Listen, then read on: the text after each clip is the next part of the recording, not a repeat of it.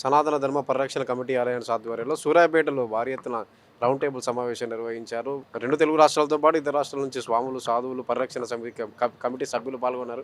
హైదరాబాద్ నుంచి శివరుద్ర స్వామి కూడా హాజరయ్యారు. శివరుద్ర స్వామి మనతో ఉన్నారు. నమస్కారం. నేను శివరుద్ర సాధు. అనుకున్న విధముగా కార్యక్రమాన్ని విజయవంతం చేశాం. సాధు సత్పురుషులందరికీ నిజముగా ఆ పరమేశ్వరుడి ఆశీర్వాద బలాలు ఉండాలి. ఈరోజు పేరు పేరున ముఖ్యంగా మీకు మీడియా సోదరులు మరియు ఇక్కడి నుంచి సూర్యాపేట వేదికగా చాలామంది వచ్చిన ఇక్కడి యావత్ భక్తజనులందరికీ, పల్నాడు నుంచి వచ్చిన అక్క అమ్మ చెల్లెలందరికీ నిజమైన కృతజ్ఞతలు. మనమందరం ఒకటే అని నిరూపించుకోవడం, సనాతన ధర్మ కార్యక్రమాన్ని విజయవంతం చేయడానికి అందరూ రావడం, ఎక్కడెక్కడో రాష్ట్రాల నుంచి అఘోరాలు, సాధువులు మరియు పీఠాధిపతులు, మఠాధిపతులు రావడం గౌరవార్థంగా ఉండి, ముఖ్యమైన ఉద్దేశాన్ని, కార్యక్రమాన్ని మేమందరం మాట్లాడడానికి వచ్చింది కేవలం ధర్మస్థాపన కోసమని. ఈరోజు కొన్ని దేవాలయాల విషయంలో చాలామంది సాధువులు వారి యొక్క బాధని, చాలామంది పురోహితులు వారి యొక్క బాధలను చెప్తూ వస్తూ ఉన్నారు. చాలామంది మాట్లాడారు గౌరవార్థంగా. ఒక సాధువులమైన మేము కూడా ధర్మస్థాపన చేయడానికని అహర్నిశలు కృషి చేస్తూ ఉండాలని, ధర్మాన్ని పునరుగా మనందరం స్థాపించుకోవాలని చెప్పేసి ఇలాంటి మహా కార్యక్రమాలన్నీ కూడా విజయవంతం చేసుకోవాలి. గోరక్షణ అని చెప్పేసి, స్త్రీ రక్షణ అని చెప్పేసి, సనాతన ధర్మ రక్షణ అని చెప్పేసి మనందరం తిరుగుతున్న ఈ ఋషి పరంపర కొనసాగాలని చెప్పేసి మేము కోరుతూ ఉన్నాము. ఈరోజు జరుగుతున్న ఈ సభని ఉద్దేశం చాలా బలంగా చేసుకుంటూ ప్రతీ నెల ఇప్పుడు 28వ తారీఖు రోజు పెద్ద ఎత్తున ఒక సభ నిర్ణయించారు. మళ్ళీ ఆ పైన జనవరి 1వ తారీఖు పల్నాడులో సుమారు 25,000 మంది భక్త సమూహముతో చాలా పెద్ద ఎత్తున ఒక సభను నిర్ణయించారు. ఈ మధ్యకాలంలో హైదరాబాదులో ఒక మహాసభని నిర్ణయించారు. ఇలా సభలన్నీ నిర్ణయిస్తూ ప్రజలలో ఒక చైతన్యాన్ని తీసుకొని రావాలనేది ముఖ్య ఉద్దేశం. ధర్మస్థాపన చేయడానికని ఒక ప్రయత్నపూర్వకంగా ఈరోజు సాధులందరూ కదిలారు. చాలామంది పీఠాధిపతులు, మఠాధిపతులు గౌరవాన్ని ఈరోజు మనందరికీ అందజేస్తున్నారు. భవిష్యత్ ప్రణాళికలు చాలా బలంగా చేయాలన్న ఆ నిర్ణయం నిజంగా గౌరవించబడాలి. మీడియా సోదరులందరికీ కృతజ్ఞతలు.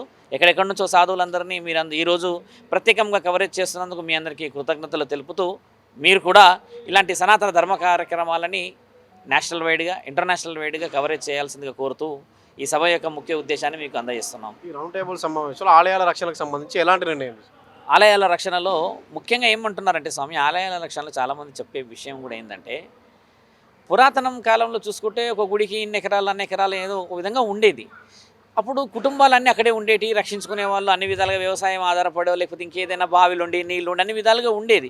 ఇప్పుడు సమీక్షత లోపించింది, సుభిక్షత లోపించింది. ఎందుకంటే ఒక గుడికి కమిటీ కానీ ఇంకేదైనా కూడా ఐక్యత కనిపించకుండా ఆ పాత పురాతన గుడులన్నింటినీ ఎవరు ఆక్రమించేసుకోవడం చేత, చుట్టుపక్కల భూములు లేకపోతే రియల్ ఎస్టేట్ ఏదో డెవలప్మెంట్ అవుతూ ఆ గుడికి సంబంధించిన స్థలం అంతా ఆక్రమించుకోవడం చేత భవిష్యత్తు ప్రణాళికలు ఇబ్బంది పడుతున్నాయని. ఇప్పుడు ఒక గుడి దగ్గర ఏముంటుంది చూడండి, కుటుంబాలు వస్తాయి, చాలామంది పిల్లలు వస్తారు, భవిష్యత్తుగా ఒక నిర్ణయం తీసుకుంటే ఒకప్పుడు ఏంటంటే గుడిలలోనే మనకి వేద పాఠశాలలు ఉండేవి.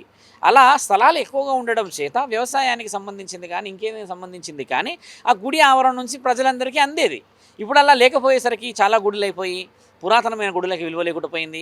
1000 సంవత్సరాలు, 500 సంవత్సరాలు, 200 సంవత్సరాలు, 3000 సంవత్సరాలు ఇట్లాంటి కొన్ని గుడులన్నిటికీ కూడా అన్యక్రాంతం అయిపోయి అల్ట్రా మోడర్న్గా గుడిలు వచ్చేసాయి. అల్ట్రా మోడర్న్గా లేజర్ లైట్స్ పెట్టేసుకొని ఆ గుడిలో ఖాళీ డీజే పాటలు, భజనలు, భజంత్రీలు అవన్నీ ఒక హెవీ అవుతున్నాయి. కానీ ఒక సామాజికమైన దృక్పథం, ఒక సనాతన ధర్మం యొక్క పరిరక్షణ, ఒక కుటుంబం, ఒక స్త్రీ, ఒక విలువ, ఒక సంసారం, ఒక ఆలోచన, ఒక సౌభాగ్యం అనేది మనం మాట్లాడుకోలేకపోతున్నాం. అంటే ప్రతిదీ మన పూర్వీకులు మనకు బలంగా ఇస్తే మనం అనుకూలంగా మార్చేసుకున్నాం.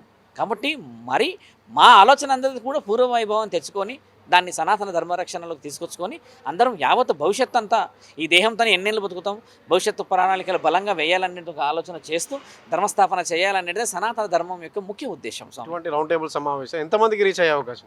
ఉమ్మాటికి చాలామందికి రీచ్ అవుతుంది. ఇప్పుడు నేను తెలుసు చాలామందికి, అలాగే మీ ఛానల్ చాలామందికి తెలుసు, అలాగే ఈ స్వామిలు అందరూ తెలుసు. అలా ఒక్కొక్క ఛానల్కి ఒక్కొక్క స్వామీజీ, ఇక్కడ సుమారు 100 మంది పీఠాధిపతులు వచ్చారు. వాళ్ళ భక్తులు ఒక్క స్వామీజీకి ఎంత లేదన్నా ఒక 500 మంది, 1000 మంది భక్తులు ఉంటారు. వాళ్ళకి చెప్పినా మీరు అనుకున్న రీచ్ 15, 20, 30 లక్షలు అలా అలా అలా పోతూ ప్రయత్నాల ఫలితమే మిత్రమా రావాల్సింది. కష్టే ఫలి అని ఊరికే అన్నారా? కష్టపడాలి, నువ్వు ఫలితాన్ని తీసుకోవాలి. అంతేగాని మీరు అన్నట్టుగానే ఈరోజు మనం చేయగానే మారిపోతారా అని అంటే ఏమవుతుందంటే, ఇది కొంతమంది మీరు అన్నట్టుగానే అనొచ్చు, ఓ ఇక ఎక్కడ లేనిది ఇప్పుడే వచ్చేసారు వీళ్ళు అన్నట్టు కాకుండా ఇప్పుడిప్పుడే అందరం బయటకు వస్తున్న ఈ తరుణాన్ని విజయపథం వైపు నడిపించడానికి పరమాత్ముడు ఉన్నాడు. దేవుడికి తెలుసు ఏ సమయంలో ఎవరిని ఐక్యం చేయాలనేది. అంతేకాని నీకు తెలుసా నాకు తెలుసా అనడానికి రాదు. ఇదంతా రాజ్యవ్యూహం అని అంటాను నేను ఒక సాధువుని, ఇదంతా పరమాత్ముడి వ్యూహం అని అంటాను నేను ఒక సాధువుని, ఇదంతా దేవాది దేవుళ్ళ ఆశీర్వాద బలమే అని అంటాను నేను. అంతే కదా మిత్రమా? ఏ హక్కున్నదని ఈరోజు నువ్వు నేను ఈ గాలి పీలుస్తున్నాం? ఒక మాట ఆలోచించు. ఈ చెట్టు ఈ పొట్టు మేము పెట్టామా? మనం పెట్టామా? ఆ తిన్న అన్నం మనం పండించామా? ఆ కూరలు మనం పండించామా? ఎవరో పండిస్తుంటే మనం తింటున్నామంటే అది పరమాత్ముడి ఆజ్ఞ. ఆయనకి తెలుసు. నువ్వు పాటించావా పాటించలేదా నీ మనస్సాక్షికి వదిలేస్తున్నారు. కాబట్టి మీరు అన్నట్టుగా కొంతమంది ఓ అని అనుకుంటే అది కుదరదు. ధర్మాన్ని అందరూ స్థాపించాలి, ధర్మ ప్రయత్నం చేయాలి. అది ముఖ్య ఉద్దేశం. జై శ్రీరామ్.